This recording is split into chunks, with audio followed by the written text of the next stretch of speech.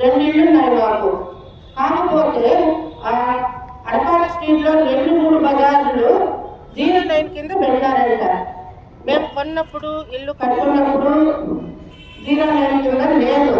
తర్వాత ఏ కేడర్ ఆఫీసరో నాకైతే తెలియదు, ఒక ప్లాన్ అమ్మే అతనితో గొడవ పడి మా 3 బజార్లు 0 లైన్ కింద పెట్టాలనేది ఊరందరికీ తెలుసు. ఇక్కడ ఉన్నటువంటి స్టాఫ్ రైతులకు తెలుసు. మేము కూటమి ప్రభుత్వం అధికారంలోకి వచ్చిన తర్వాత ఎమ్మెల్యే సార్తో ఈ విషయంగా మా బజార్లో ఉన్న పెద్దలందరం కలిసి వచ్చి మాట్లాడాలనేసి ప్రయత్నం చేస్తున్నాము. కాకపోతే మగవాళ్ళు రాజకీయాలు మాట్లాడతారు కానీ రాదు, ఆడవాళ్ళు అరుగుల పెద్దనాలు చేస్తారు కానీ రాదు. సార్ ఎక్కడో అందరికి వచ్చి కలవాలనుకున్నాము. ఇదొక మంచి అవకాశం వచ్చింది కాబట్టి ఆ 0 లైన్ కింద ఉండి తీసేయండి సార్, అది మీ వల్ల అవుతుంది. మాకు ఎలాంటి బ్యాంక్ లోన్స్ రావడం లేదు, అమ్ముకోవాలన్నా అవకాశం లేదు సార్. దయవుంచి ఈ ప్రాబ్లం సాల్వ్ చేయగలరని విన్నవించుకుంటున్నాను సార్. Thank you. ప్రభుత్వం ఏ ప్రభుత్వాన్ని గుర్తిస్తా తప్ప మీరు పొరపాటుతో చూసుకోరు. 20 లోటు ఉంటుంది, ఆ 20 లోటు పెడదామనుకోరు. 20 లోటు చెప్పుకుంటామో ఇందులో రోడ్లు ఎదురు రావాలి. మాకు ఎమ్మెల్యే రోడ్డు ఇవ్వలేదు, మా కోసం పట్టించుకోలేదు అనే సమస్యలు ఉంటాయి. దాంతో పాటు ఈ రిజిస్టర్ చేయటప్పుడుగా వీళ్ళకి 5,000 10,000 డాక్యుమెంట్ రేట్లతో వాళ్ళకి మళ్ళా లోగా ఇచ్చి చేతిలో జరుగుతుంది. మళ్ళా ప్రధాన సమస్య ఏమంటే ప్రభుత్వ స్థలాలకు కూడా సర్వే నెంబర్ మార్చి చేసి ప్రజలు తీవ్ర ఇబ్బంది పెడుతున్నారు. అందులో బాధితున్నారు. ఇక్కడ ఆమె చూసారు చూడండి, ఆమెను దాదాపు 7 సంవత్సరాలు ఆమె ప్లాన్ రిజిస్టర్ చేసుకొని ఆమె సర్వే నెంబర్ పోతే ఆ సర్వే నెంబర్ చూపిస్తుంది, భూమి చూసి ఉంది. ఆమె డబ్బులు 2 లక్షల డబ్బులు కట్టి ఈ రోజు అడగతిని స్థితిలో ఉంటున్నారు. అలాగే ఈ పుట్టమాచారు వాటికి సంబంధించి పూర్తిగా ఉండడం జరిగింది. మేము గతంలో ఆడియో గారికి వినిపించినాం, ఎంఆర్ఓ చెప్పినాం, కమిషన్కి చెప్పినాం, డివిజన్ చెప్పిన కూడా వాళ్ళు పట్టించుకునే పాపాలు కూడా ఈ రోజు మళ్ళీ భారీ వర్షాలు ఉన్నాయంటున్నారు.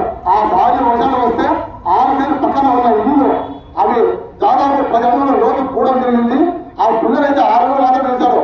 గతంలో అనుకున్న వ్యాపారస్తులు అక్కడ నీళ్లు స్టోరేజ్ అయితే ఆ బిల్లులు పడిపోతాయి. మనం ఆల్రెడీగా 3 సంవత్సరాల కిందట ఈ విజయాన్ని చూసాం, ఒక బిల్లులు పడిపోయింది. అది ప్రజలు టీవీలో పాపమో లేకపోతే అధికారుల పాపం అని వాళ్ళ కుటుంబం శాపం అయింది. వీళ్ళేమో 5 లక్షలతో 10 లక్షలు చేతులు దులుపుకున్నారు. కావున దయచేసి అలాంటి దౌర్భాగ్య పరిస్థితి మన ప్రజలకు ఎవరికి రాకూడదని చెప్పినామో తాము వినిపించుకుంటున్నా. ఈ సమయంలో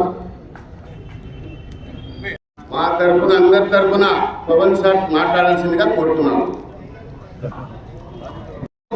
అదేవిధంగా అందరూ అవును నాకు నిజంగా అవసరం ఉంది, నా బిడ్డ పెళ్లి చేసుకోవాలా, నా భార్యకి ఎప్పుడు బాగలేదు, నా బతుకు బాగలేదు, ఇట్లా కొత్త అందరూ కూడా కొన్ని 5,000 కొని 4,000 కొని 10,000 కొనేయండి.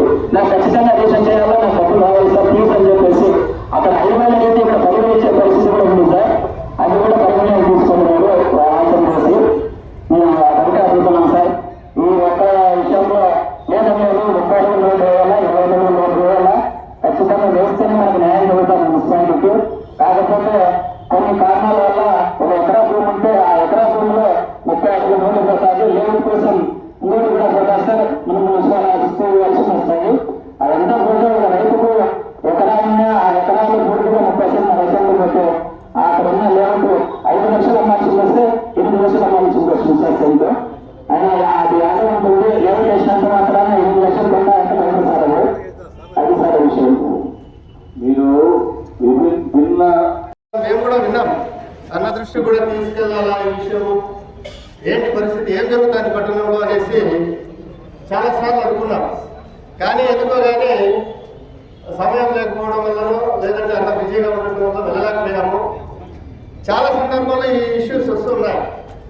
ప్రజలు మనం మారాలా, అధికారులు వాళ్ళదేం తప్పులేదు, లేదా రాజకీయ నాయకులది తప్పులేదు. 5 అడుగులు రాసిస్తున్నారు కానీ ఎవరైనా పాటిస్తున్నారా? 5 అడుగులు మళ్ళీ కట్టేస్తున్నారు. కానీ మన వాళ్ళు మాత్రం దాన్ని చూసి చూడటం వదిలేస్తున్నారు. తప్పు ఎవరిది? 5 అడుగులు మనమేమో రాసిస్తున్నాము. నేను కూడా రీసెంట్గా రాసిచ్చాను. అందులో నా సమస్య కూడా ఉంటుంది.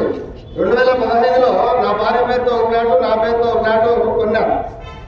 దాన్ని ప్లాన్కి పెడితే లేదు సార్ ఇది కంబైన్డ్గా ప్లాన్ ఇచ్చేయలేదు, నీ పిల్లం గారే కట్టుకోవాలా, నువ్వు కట్టుకోవాలి, నువ్వు మాత్రం కట్టుకోవాలా, సపరేట్గా కట్టుకోవాలా అనేది ఉంది.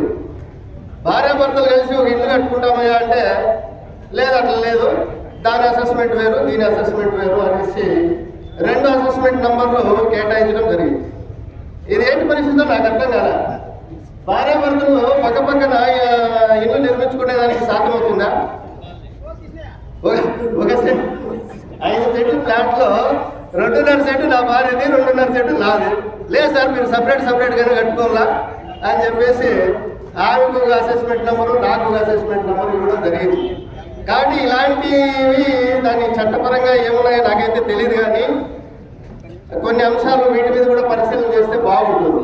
ఎందుకంటే నేను నా ఇల్లు ఇక్కడ ఇరుకుగా ఉందని ఏదో దూరంగా పోయి కట్టుకుందాము విశాలంగా అనుకుంటే అక్కడ కూడా సపరేట్గా కట్టుకోవాలని మున్సిపాలిటీ చట్టాలు చెబుతుంటే అది ఏం చేయాలో నాకు అర్థం కాలే. అది కూడా ఒకసారి ఆలోచన చేయాల్సి నేను కోరుతున్నాను.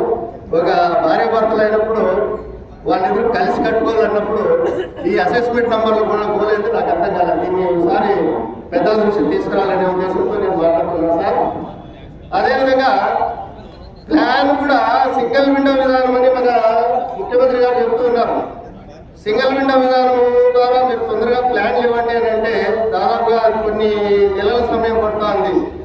దాదాపు నేను 30 సార్లు కల్లా ఈ ఆఫీస్కి చుట్టూ తిరిగాను. మన పెద్దల దృష్టికి తీసుకెళ్ళలేదు, కానీ ఎందుకు ఆ విషయాలనే 30 సార్లు తిరిగినా కానీ ఇంతవరకు కూడా ప్లాన్ నాకు అప్రూవల్ కాలే. ఏంట్రా అంటే ఏదో దాంట్లో సైట్లో ఏదో ప్రాబ్లం ఉంది, ఇంకోటి ప్రాబ్లం ఉంది చెప్పడం జరుగుతుంది. ఒకసారి నాకు ఆలోచన వచ్చింది, ఉపాధ్యాయులు అయినటువంటి మా అందరూ అయితే చదువుకున్నటువంటి మాకే ఇన్ని ఇబ్బందులు కలుగుతున్నాయంటే సాధారణమైనటువంటి చదువురానటువంటి వ్యక్తుల పరిస్థితి ఏంటి, వాళ్ళు ఎంత ఇబ్బంది పడుతున్నారు. ఈ రిజిస్ట్రేషన్ విధానంలో కూడా నేను మొన్ననే మేడం గారిని కూడా చూశాను. ఒక ఆఫీసులు వచ్చి రిజిస్ట్రేషన్ చేయాలంటే ఎంత టైం పడుతుంది. అదే ఒక సచివాలయంలో ఉన్నటువంటి ఒక దాన్ని ఎల్పీ క్యాండిడేట్ ఉన్నాడు, మున్సిపల్ ప్లాన్ అప్రూవల్ క్యాండిడేట్, ఆయన మున్సిపల్ అది రిజిస్ట్రేషన్ ఆఫీస్కి పంపిస్తే సరిపోతుంది కదా. మేడం గారు ఇక్కడ పని చూసుకోవాలా, అక్కడ పని చూసుకోవాలి సార్, నేను ఎక్కడ రావాలి చెప్పండి, మీరే చెప్పండి. పోనీ అక్కడికి రిజిస్ట్రేషన్ ఆఫీస్ని వెళితే తొందరగా పని జరుగుతుంది అంటే అక్కడ గంటలు పడతారు. అంటే వాళ్ళు తప్పని కాదు, జనాలు ఆ విధంగా ఉన్నారు. మేడం అక్కడ 3 గంటల పాటు మాతో పాటు వెయిట్ చేయాలంటే ఇక్కడ కమిషనర్ సారో లేదంటే ఇంకా పనుల మీద వచ్చేటటువంటి వాళ్ళకి ఎంత ఇబ్బంది కలుగుతుంది. ఈ రిజిస్ట్రేషన్ విధానంలో కూడా కొద్దిగా మార్పులు చేయాలనే ఉద్దేశము, లేదంటే ఇక్కడే ఏదైనా తమ్ము వేయటం, ఆఫీస్ నుంచినే తమ్ము వేస్తే సరిపోతుంది కదా. వాళ్ళు పనులు విడిచిపెట్టేసి రిజిస్ట్రేషన్ ఆఫీసు చుట్టుగారు అంటే పోనీ ఒక్క వ్యక్తి ఏమన్నా దాదాపు రోజుకు 10 లేదంటే 15వ సంఖ్యలో ఆమె రిజిస్ట్రేషన్ చేయాలంటే ఆమె సమయం అంతా రిజిస్ట్రేషన్ ఆఫీసులోనే సరిపోతారు. ఇక ఆమె ఎడుచు ఉద్యోగం చేసేది ఏంటి. కాబట్టి ఇట్లా చట్టపరంగా ఏమేమైతే అంశాలు ఉన్నాయో అవి మీరే ప్రభుత్వం దృష్టికి తీసుకెళ్ళి మీ పనులు కొద్దిగా రెడ్యూస్ చేసుకుని ప్రజలను కూడా ఇబ్బంది పెట్టకుండా తొందరగా ప్లాన్లు వచ్చేటట్టుగా. ఇక్కడ ప్లాన్ రాకపోతే కట్టద్దు అంటారు, మరి ఈ ప్లాన్ వచ్చేయాలంటే 6 నెలలు అవుతుంది. 6 నెలల వరకు ఆ క్యాండిడేట్ కాసుకొని ఉండాలంటే అవుతుందా? అది సాధ్యం కాదు. కాబట్టి ఒక కొత్త వాటి కన్స్ట్రక్షన్ చేసుకోవాలా, మీరు కూడా తొందరగా ఇస్తే వాళ్ళు ఇబ్బంది పడకుండా వాళ్ళ పనులు వాళ్ళు చేసుకుంటారు. కాబట్టి సింగిల్ విండో విధానం అనేది పెద్దలు ఏదైతే చెప్పారో దాన్ని మన కదిలో కూడా తొందరగా ఇంప్లిమెంట్ చేసి ప్లాన్ వచ్చేటట్టుగా చేయండి సార్.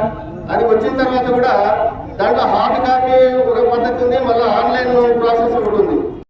పాల్సార్ గారికి, కమిషనర్ గారికి, వాల్మీకి అధినేత పవన్ కుమార్ సార్ గారికి, తహసీల్దార్ గారికి, ఎమ్మెల్యే గారికి పేరు పేరున ధన్యవాదాలు సార్. సార్ నేను రైల్వే స్టేషన్ వెళ్ళాను సార్. గత ప్రభుత్వం 5 సంవత్సరాలుగా పరిపాలన చేసింది సార్. అప్పుడు కూడా పూర్తి రియల్ ఎస్టేట్ నిర్ణయం అయిపోయింది. మిడిల్ క్లాస్లో బతికే వాళ్ళం సార్ మేము. ఖచ్చితంగా ఈ రియల్ ఎస్టేట్ జరిగితే తప్ప మాకు ఇల్లు కూడా గడవని పరిస్థితి. కాబట్టి మీరు పెద్దలు మంచి నిర్ణయంతో మన కదిరి మున్సిపాలిటీ కావచ్చు, చుట్టుపక్కల మండలాలు కావచ్చు, ప్రతి ఒక్కరు కూడా ఇబ్బంది పడుతున్నారు సార్. వాస్తవమే, లేదు వాస్తవమే, నేనేం కాదనలేదు. నేను ఒకటే అడుగుతున్నాను సార్ మీకు. సార్ ఇంతకుముందు గతంలో 5-6 రిజిస్టర్లు అయినవి ఏవైతే ఉన్నాయో అది ముందు గత ప్రభుత్వం కూడా స్టార్ట్ చేయించి మళ్ళా కొత్తగా చేయమని చెప్పింది సార్. మీరు కూడా అదే చేసి ఇప్పుడు కొత్తగా లేవు